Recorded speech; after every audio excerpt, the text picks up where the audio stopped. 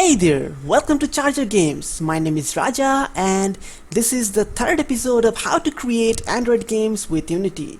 So in the last two videos we have actually set up our development environment. In the first video we have actually downloaded and installed Android SDK, and the second video we have set up the Unity remote. So in this video we're going to finally learn about the touch controls in Unity. Now this video is going to be very basic. We'll start from the very basics of touch and how we can take touch inputs in Android, and in later videos we'll learn about the more complex concepts. Okay, so this is going to be very simple. So let's get started. Now before starting, you should already have a Unity remote set up on your device. Okay, so you have to use the Android device to test the touch controls here. So in the last video I have actually showed you how to set up the Unity remote. So if you don't have a working Android device and you don't have the Android SDK set up for this tutorial, you have to set things up. So you should watch the previous videos first, set your device, set your development environment, and then you should watch this. Okay, so let's go and start this. So in this video we're gonna actually test the touch controls inside our Unity remote or inside our Android device, and those things will get where actually we are touching, and we'll print the positions by using debug.log into our console. Okay, so first of all, just connect your Unity remote or your Android device via USB to your computer and just turn on the Unity remote. So next thing we're gonna do is we're gonna create a simple empty game object, and we're gonna name it touch test. So we're gonna attach our scripts to this object so that we can actually test those things. So let's create a new script, add component, new script, and I'm gonna name it touch test. Click and add. Now let's go and open it up in MonoDevelop.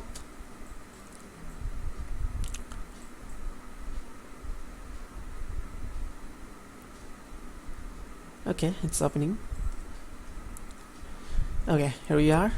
So very first thing we have to do is you have to know that before doing this we have used a lot of input controls. Okay, but for doing those input controls we have used our keyboards as our input device. Okay, so while using our keyboard we have used everything inside this input class. Suppose we have used input.getButtonDown, or we have used input.getKey, or we have used input.getAxis. Okay, so every input that we can take within Unity is inside this input class. So the same way the touch input controls are also inside this input class. So whatever we want to do, we have to do inside this input class. Okay. So the very first thing we're gonna learn about touches is something called touch count. Touch count is a static variable that is inside this input class, using which or within which the number of touches that is occurring currently in your device gets stored. As an example, all of the devices currently supports multi-touches. Okay, so suppose I am actually currently touching one of my fingers on the Android device. So then the touch count variable, the value of the touch count variable inside this input class will be 1. When I'm touching two fingers, then the touch count value of the touch count will be 2. Okay, so the same way the touch count actually stores the number of touches currently occurring on your Android device or your iOS device or any kind of touch device that you can connect. So in order to check that out, let us debug.log. If you don't know, debug.log just prints out whatever we just pass inside it, inside our Unity console window. So using this we can actually print anything. Okay, so here we're gonna print input.touch count. As I've said you before, that touch count, input.touch count basically is the number of touches currently occurring in your device. So let's go and test it out. So if I go here and play it now after playing, you just go to window and click on the console here. So inside this console we can actually see whatever is getting in. As you can see, right now it is printing 0. That means the touch count is 0 since I'm not touching anything. But if I give a finger on my Android device, I'm giving it, and as you can see it says 1. If I give another finger, it says touch count 2. If I give another finger, it says touch count 3. And as you can see, right now I'm touching only one finger. Right now I'm touching no finger, so as you can see the 0 is getting updated. And if I pick one finger, this is getting updated. If I put two fingers, as you can see, this thing getting updated. That means there are two fingers currently. That means the touch count is 2 right now. And if I put 3, as you can see, the touch count 3 is getting updated. That means right now the touch count is 3. So using this, we can know how many touches are currently occurring in the device. Okay, so that's a very simple thing. So let's go and learn something more. So this will be helpful whenever we want to actually test if a touch is actually occurring. So before testing any touch controls, very first thing we're gonna do is we will check if touch count is greater than equals 1, or if touch count is greater than 0. That means if there's a touch, if I'm touching something, only then we'll check touch inputs. Otherwise we'll not waste our time by checking the touch inputs. Okay, so that will save us a lot of computations inside this update method.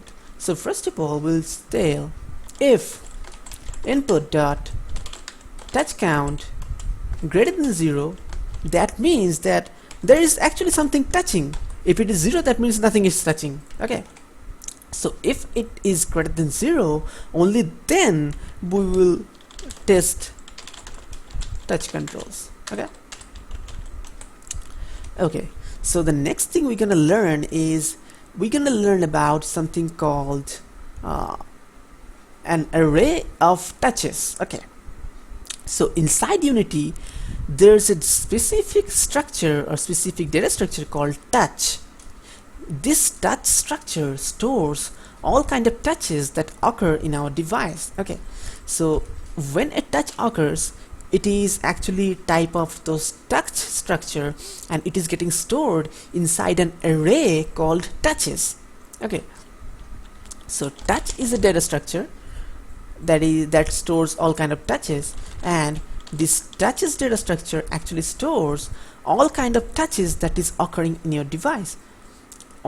By all kind of touches, I mean the position of the touch, the phase of the touch, the other properties of the touch. Okay, all these things are stored inside this touches array. So if we want to get any of those touches, or if we want to get if we want to know about any of the touches, we have to get the touches from this touches array.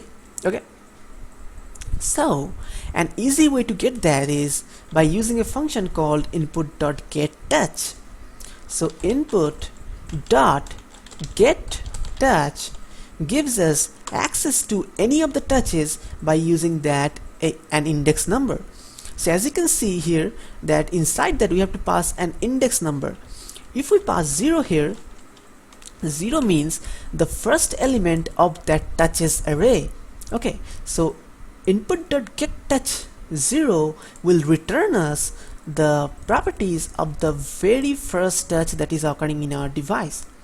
If we pass input.getTouch1, this will return us the properties of the second touch that is occurring in our device. Okay, so this is returning the first touch, input.getTouch0, and using a dot separator and writing the position, we can actually get the position of the touch. I told you before, every touch has specific properties like position, delta position, finger ID, and also phase, all that stuff. So first of all, we'll learn about the position. Okay, so using this position, input.getTouch0 position will return us position of the very first touch that is occurring in our device. So let's go and print this thing using debug.log.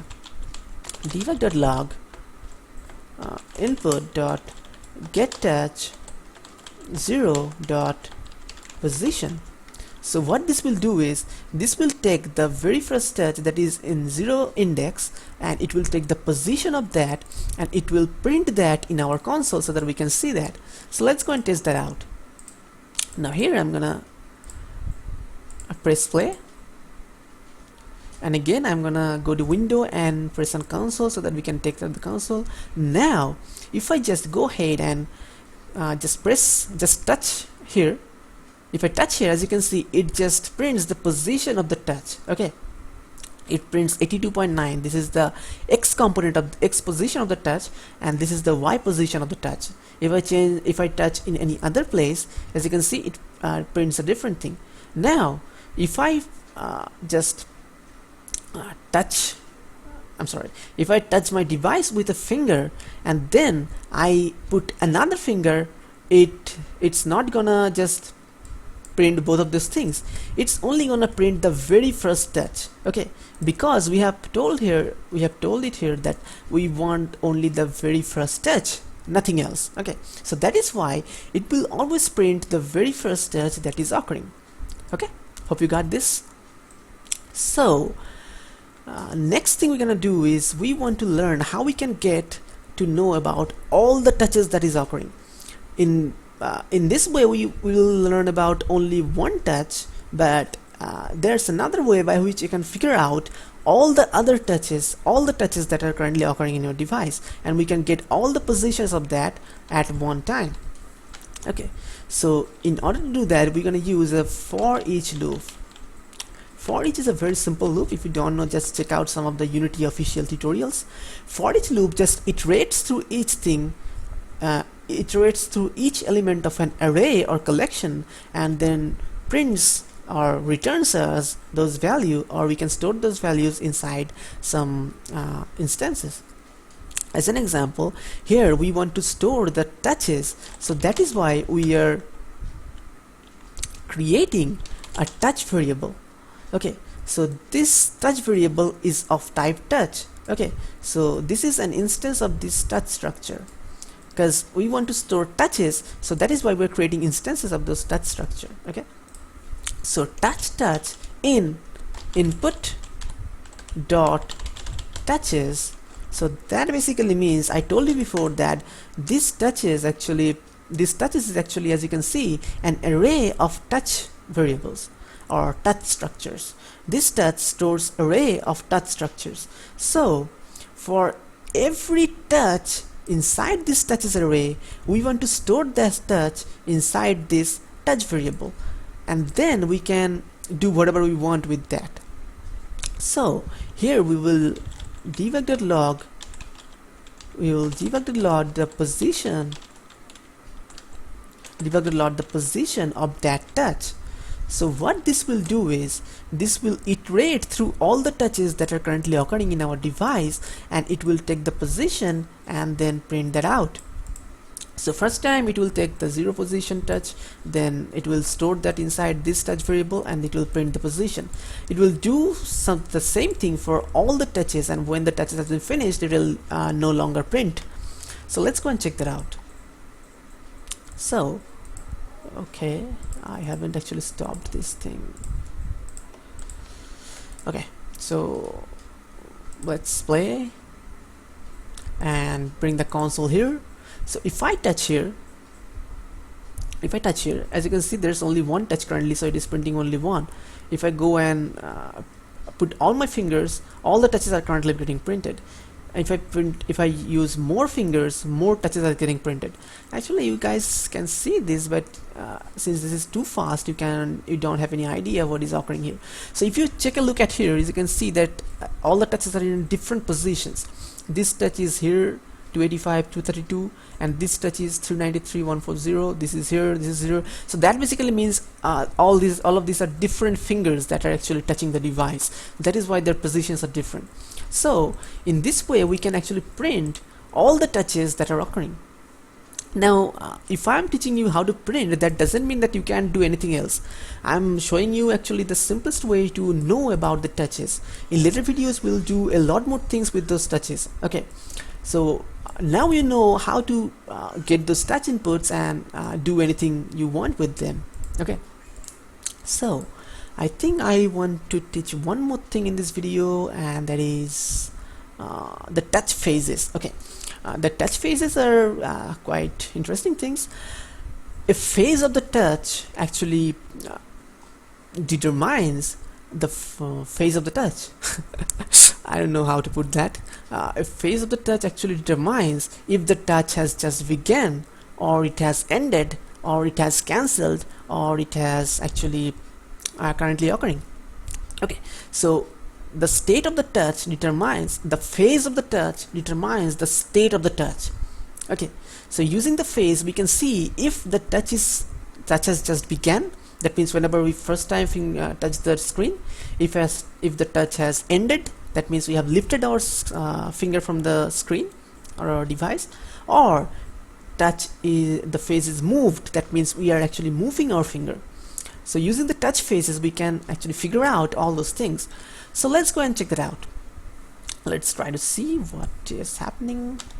Okay, so here we're gonna print if input data is greater than 0. That means when we are touching this, we wanna print if input dot get touch 0 dot phase.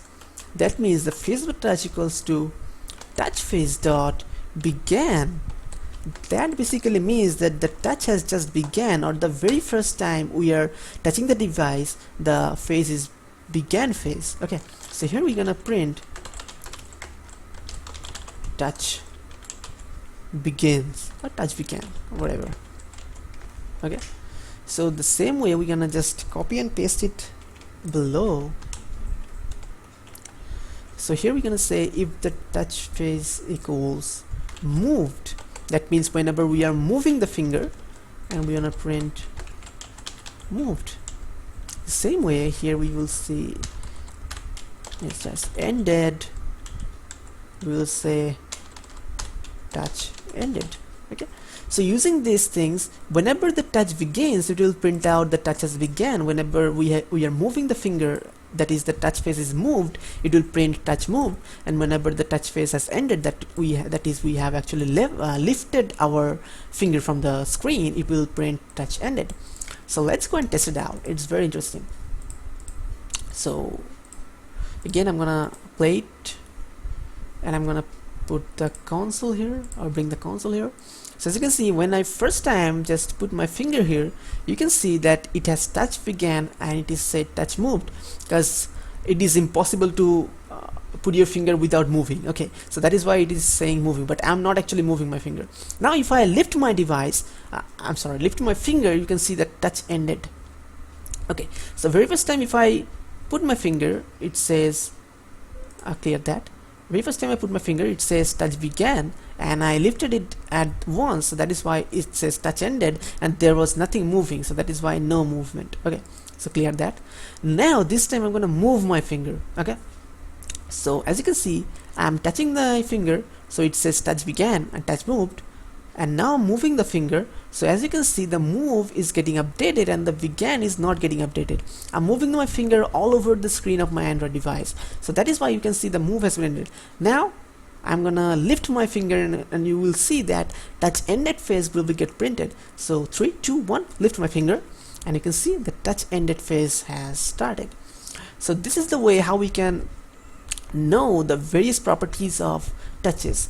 Now don't think that these things are not important. These things are very, very important, because using began phase we will learn how we can do thing only one time. As an example, suppose you wanna shoot, when you touch the device you want your player to shoot, so you don't want it to shoot as long as you touch the device. You want it to shoot only one time whenever you touch for the first time.